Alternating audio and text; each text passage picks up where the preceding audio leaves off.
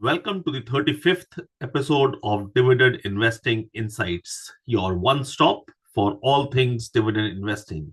Join us as we explore high yield shares, dividend growth strategies, and portfolio management techniques to maximize your investment returns. Subscribe now and take care of your financial future with the power of dividends. In the episode today, we'll continue to look at the portfolio that we have built. However, like always, we'll start with a quick recap of the markets. S&P 500 went up marginally by 31 points to end at 5,667 points. This was after 2 or 3 continuous weeks of downturn. It was good to be back up. Nasdaq too went up by 61 points to end at 17,784 points. And here locally in Australia, ASX 200 went up by 138 points to end up at 7,931 points. However, as I have always said, share prices, stock markets will go up and down all the time. However, you as an investor should invest in stocks that have the ability to pay dividend now and increase the dividends in future.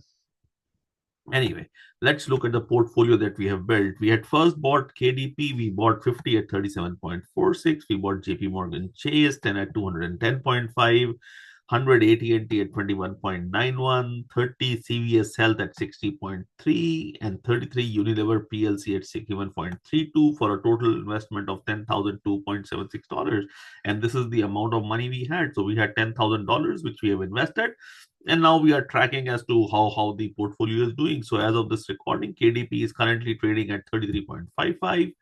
JP Morgan Chase is trading at 241.63. AT&T is trading at 27.02. CVS Health is trading at 61.05. And Unilever PLC is trading at 58.65 to give a total portfolio value of 10,742. However, that's not all.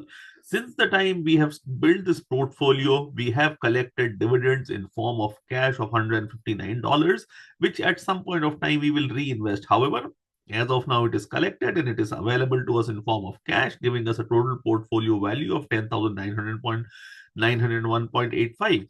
Putting this graphically, this is how it looks. There was a time it went down for a couple of weeks, gone back up. Not nothing that to be excited that we are making almost 10% higher.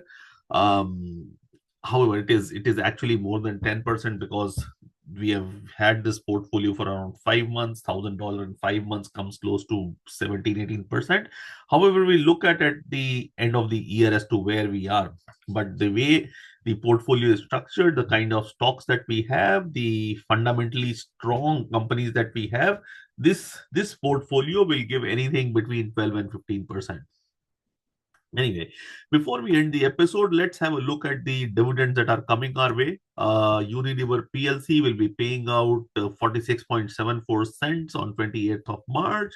JP Morgan Chase has an ex-dividend date of 4th February and will be paying out on 30th April.